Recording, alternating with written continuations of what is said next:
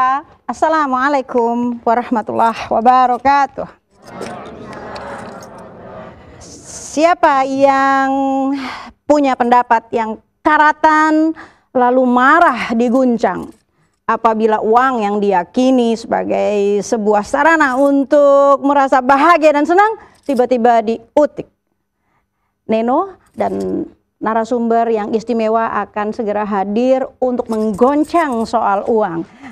Uang adalah uang yang kau pegang.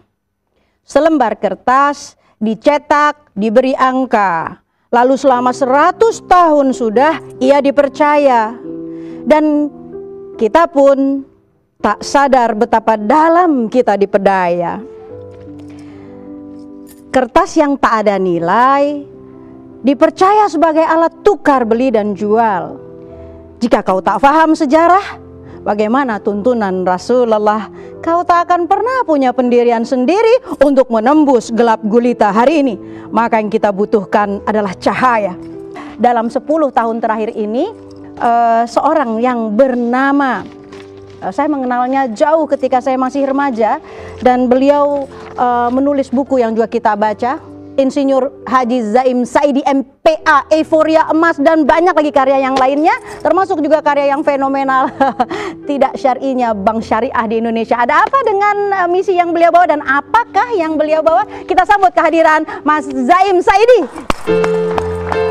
Mas Zaim, ada para ibu ya dan juga para mahasiswa yang sudah akan menemani kita serta para pakar yang nanti akan ikut berkomentar dalam dialog kita yang pastinya seru karena berani menghadapi sebuah mimpi, karena misi yang dibawa adalah misi bagaimana dinar dan dirham kembali berjaya. Betul begitu ya kalau nggak salah ya? Betul.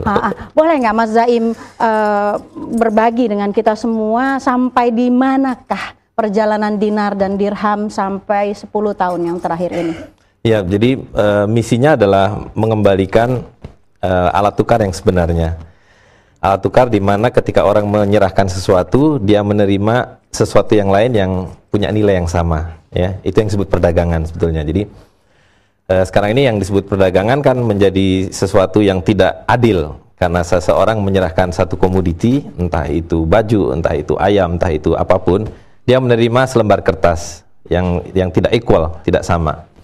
Nah, ini sudah berjalan 10 tahun dan alhamdulillah sekarang ini sudah mulai diterima oleh masyarakat, sudah mulai dimengerti bahwa kita saat ini hidup dalam sistem yang mengelabui.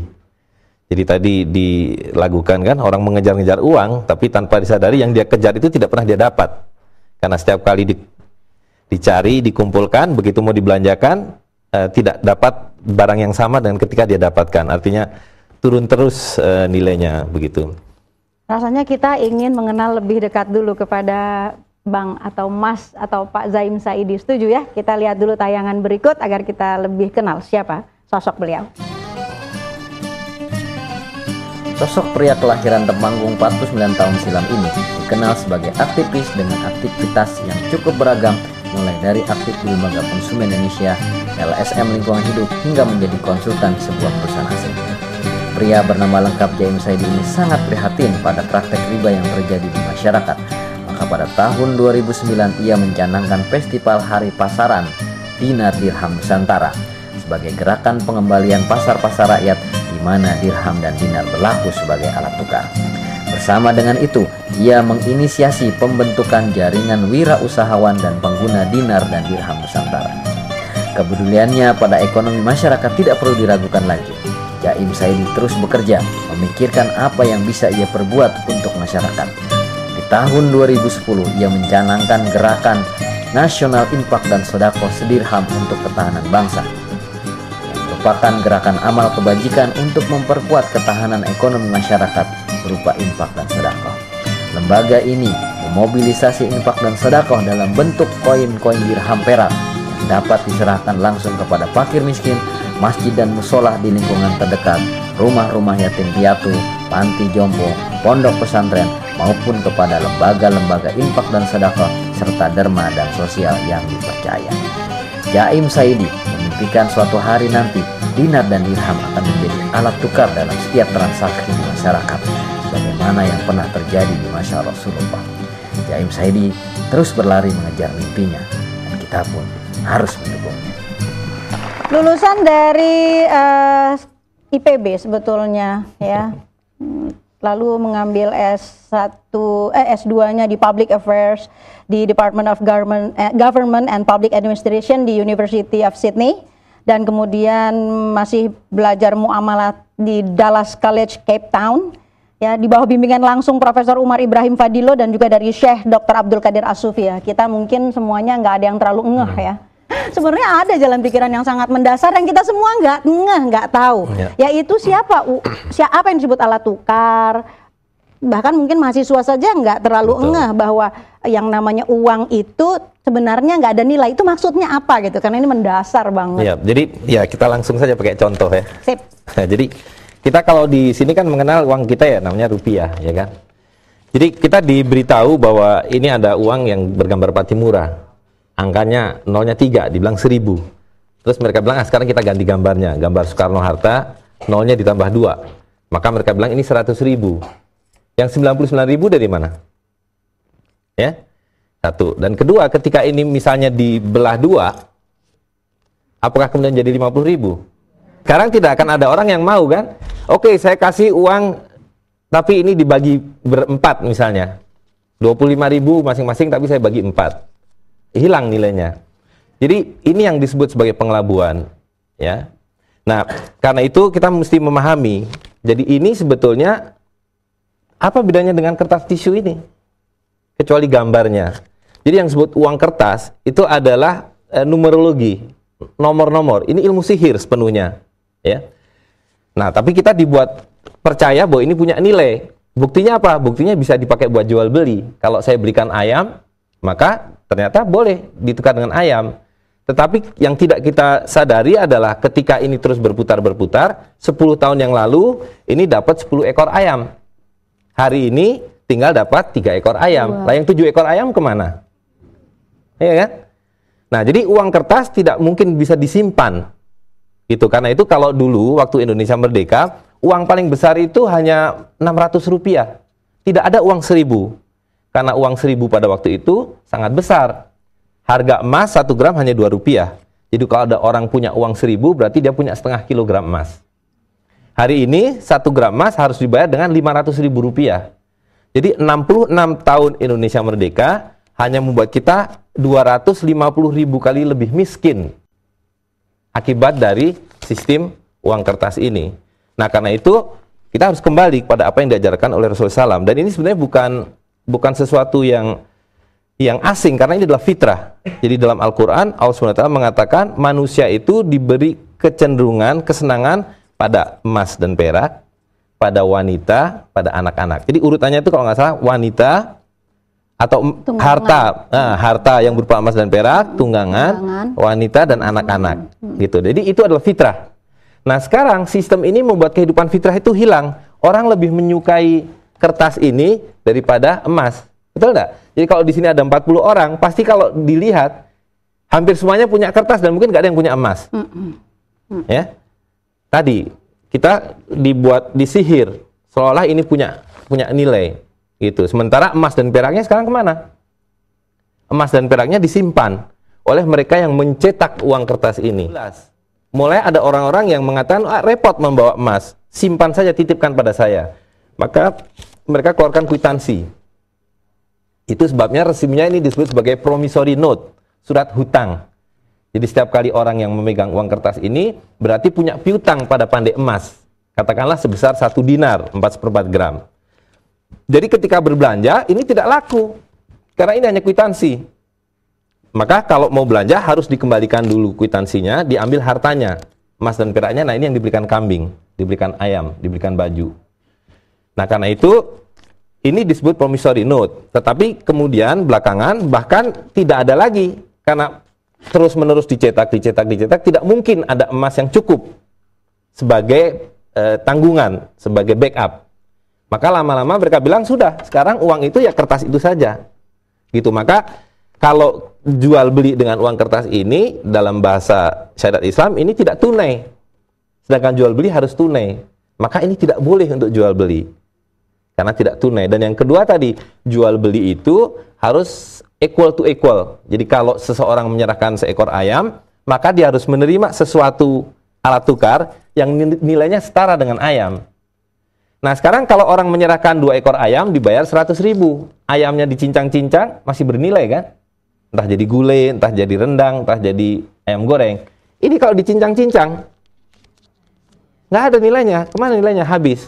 Jadi nilainya ini palsu. Itulah sihir dari uang kertas. Shock nggak? Shock nggak?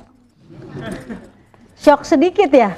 Karena biasanya habis itu kita kembali ke rumah kita masing-masing dan bertemu kembali dengan uang kertas.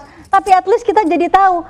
Dan yang menggelitik Neno adalah begini. Pertanyaan, tapi ini pertanyaan yang agak nakal ya. Mas Zaim itu nggak takut ditembak, nggak takut dimusnahkan karena melawan arus. Tapi jangan-jangan juga tidak apa-apa. Karena apa? Karena ini dianggap tidak akan sukses karya ini atau upaya ini. Iya, begitu. Tapi begini, sekarang kita melihat ya bahwa ini karena melawan fitrah. Ya, sesuatu yang tidak punya nilai dianggap bernilai, maka dia against nature dan pasti tidak akan sustainable. Dan kita lihat sekarang, setiap hari ribuan orang di Amerika, di seluruh daratan Eropa turun ke jalan, dan mereka sudah tahu dari mana problem mereka. Mereka tidak lagi memprotes presiden, mereka tidak memprotes perdana menteri, mereka datang ke Wall Street, mereka datang ke apa yang disebut financial district di London, di Madrid dan seterusnya. Mereka menyatakan bahwa ini deception. Dan sekarang bahkan di Amerika, di negara bagian Utah, mereka sudah melegalisir kembali perak dan emas sebagai mata uang. Jadi inilah fitrah. Jadi dimanapun terjadi krisis seperti sekarang, orang lari kepada emas dan perak. Nah, jadi saya rasa ini soal waktu. Artinya kita tidak melawan siapa-siapa. Kita tidak melawan siapa-siapa, hanya kita melihat bahwa ini sistem sedang akan runtuh. Nah, supaya kita tidak ikut runtuh, ya harus keluar. Harus keluar membangun rumah sendiri. Nah, rumah sendirinya dalam bahasa Islam disebut muamalah. Nah, inilah alat untuk bermuamalah. Istimewanya adalah dari zaman Nabi SAW, artinya 1500 tahun yang lalu, 1 dinar bisa selalu dibelikan 2 ekor kambing. Dan 1 dirham selalu bisa dibelikan 1 ekor ayam. Tidak ada inflasinya. Karena sekali lagi, inflasi itu adalah pengelabuan. Inflasi itu datangnya dari ini, ya kan? Selembar kertas tidak ada nilainya, dikasih uang, dikasih nilai 1000. Langsung jadi 1000. Begitu dikasih 100.000 menjadi 100.000. Kita ingin komentar dulu dari Mas Bendri ya, seperti apa nih? Iya, yang jelas kalau komentar pertama, saya sejak awal sudah mengagumi Pak Zaim sebenarnya. Ya, keberanian ya. Kita ya. Ya, artinya memang konsep dasar bahwa kembali kepada fitrah ini juga adalah kebutuhan dasar ya, manusia. Yang kedua adalah bagaimana membangun yang sistem yang disebut dengan syar'i itu memang tidak bisa tanggung-tanggung ya Pak Zain ya, bahwa memang harus menyeluruh, bahwa kita ketika membangun ekonomi syariah mau tidak mau juga belajar bagaimana masa depan ekonomi syariah yang dulu pernah diterapkan oleh Rasulullah SAW. Dan inilah PR yang saat ini terjadi, sehingga yang terjadi kalau kita meyakini ya ayyuhalladzina amanu khulu fisilmi kafah, wahai orang beriman masuk Islam secara totalitas gitu. Yang sekarang terjadi kan sebenarnya tambal sulam aja. Islamisasi yang saat ini muncul itu lebih banyak adalah menambal-nambal kira-kira apa yang kurang. Tapi sisi pragmatismenya masih ada ya. Terus sisi yang kaitannya jaringan kapitalismenya masih ada.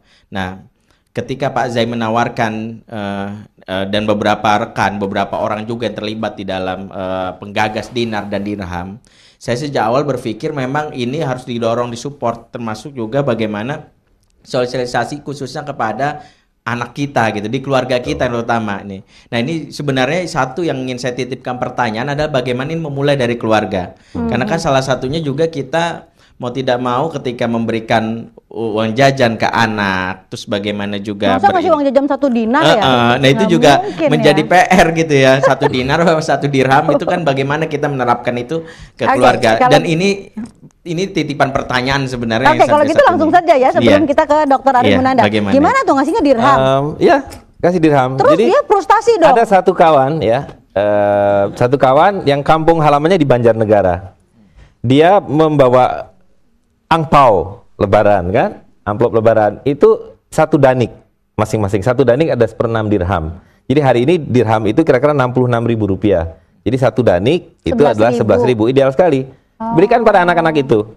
Nah, kan lalu menjadi masalah. Bagaimana membelanjakannya?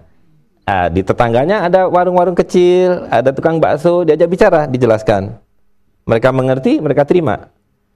Nah, jadi semudah itu. Atau ketika ada yang pada sunat, hadiahnya adalah dirham. Jadi sekarang sudah menjadi lazim. Dirham dan dinar kembali sebagai mahar, sebagai hadiah, sebagai tadi kado ya. Dan pelan-pelan dia akan beredar, berpindah dari tangan ke tangan untuk jual beli.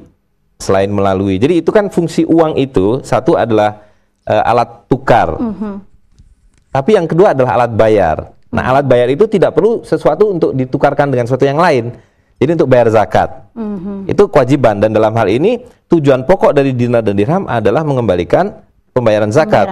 Karena zakat mal itu ditetapkan dengan emas dan perak, ya kan? Nisabnya 20 dinar dan 200 dirham. Zakatnya 2,5%, setengah dinar dan 5 dirham. Itu harus dibayarkan dengan emas dan perak. Tidak sah hukumnya, karena bagaimana mungkin ini dipakai untuk membayar zakat, ini pengelabuan. Nilainya saja palsu. Ya, jadi itu tujuan pokok kita. Berani ya, berani ya, nggak semua orang berani kayak dia loh, beneran ya Allah. Alhamdulillah, mudah-mudahan umurnya panjang. Amin. Dirahmati Allah.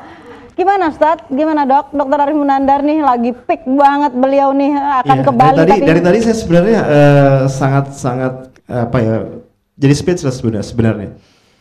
Menurut saya persoalannya pada dua tataran. Satu, kalau kita bicara dari sisi struktur sosial masyarakat, uang itu kan mestinya membawa keberkahan, mestinya membawa kesejahteraan. Saya membayangkan bagi sebuah mesin, kalau struktur sosial itu adalah mesin, maka di uang itu mestinya menjadi pelumas yang sangat baik. Cuma kan kalau mesin yang paling canggih sekalipun, ketika pelumasnya palsu ya Pak Zaim, kemudian mesinnya rusak kan gitu kan. Ini yang terjadi. Orang dengan berekonomi bukannya menjadi sejahtera dan mendapat barokah, tapi orang menjadi frustrasi. Betul. Nah ini persoalan. Tapi pada sisi yang lain, saya lihat juga akhirnya uang palsu ini juga membuat motivasi yang salah di dalam orang bekerja, orang berusaha dan mencari uang. Sesuai dengan lagu tadi. Karena itu setiap saya memberikan misalnya pelatihan motivasi, saya mengatakan pada teman-teman yang menjadi peserta, mana yang lebih enak? Dikejar uang atau mengejar uang? Kan gitu kan. Ini gara-gara uang palsu itu kan motivasi orang lebih senang mengejar uang. Saya bilang mengejar itu capek. Tapi kalau dikejar itu kan enak gitu kan. Nggak enak dikejar anjing. Dikejar anjing nggak benar, dikejar anjing, dikejar satpam mungkin nggak enak. Nah, kenapa saya katakan harusnya motivasinya adalah dikejar? Karena sebenarnya uang itu kan tidak pernah boleh jadi tujuan gitu loh. Tapi karena dia uang kertas palsu penuh dengan motivasi pengelabuan dan seterusnya, akhirnya dia merusak motivasi dasar kita. Menarik sekali tadi kalau mesin pelumasnya jelek ya. Ya, kalau pelumas jelek, mesin apapun yang paling baik akan rusak. Manusia ini kan mesin yang paling canggih yang Allah ciptakan gitu kan di muka bumi ini untuk mengatur semuanya gitu ya. Tapi karena pelumasnya berantakan, maka struktur sosial kita berantakan. Oke, dalam beberapa menit ini kita coba how to start ya. Seperti Neno, bagaimana sekarang Neno mau mulai untuk, apakah Neno akan mengganti hidup Neno, bagaimana caranya? Ya, mulailah dengan menukarkan uang-uang ini sebelum kehabisan nilai. Karena ini kan terbalik, jadi ilmu sihir itu terbalik. Orang berpikir 100.000 ini pasti lebih banyak dari 1.000 kan?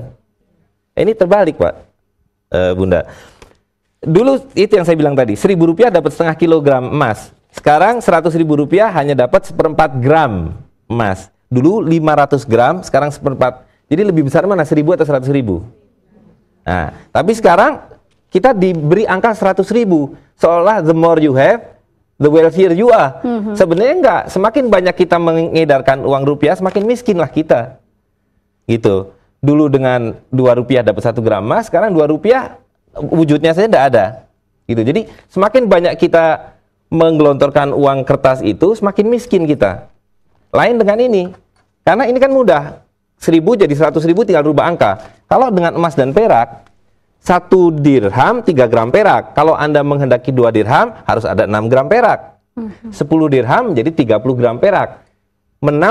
Mengedarkan rupiah berarti menambah kemiskinan. Menambah dan mengedarkan dinar dan dirham berarti menambah dan mengedarkan kekayaan. Sangat baik itu dia, luar biasa. Itu hal yang saya kira menjadi kata kunci. Alhamdulillah ya. Mudah-mudahan insya Allah hadir lagi untuk bicara lebih lanjut. Baik. Karena nggak cukup perjumpaan kita. Namun Neno ingin Mas Zaim menerima sedikit baik. kenang-kenangan. Nggak perlu dibayar dinar, nggak perlu ditukar sama dirham. Ini dari Bunda Eti Bakhir. Terima kasih sebuah banyak. batik tulisan sendiri, dan kemudian juga ada dari sahabat kami, ada penerbit Sikmadai Insani selalu memberikan buku insan baik. teladan sepanjang zaman. Dan Terima kalau kasih. pergi umroh nanti ini aman, bebas untuk ihram dari Neno Shop. Oke, terima Iya. kasih. Terima Insya kasih, dan kita berikan aplaus yang luar biasa untuk Pak Zaim Saidi. Ya, Masya Allah, mudah-mudahan kita semua ingat wakalanusantara.com. Terima kasih banyak.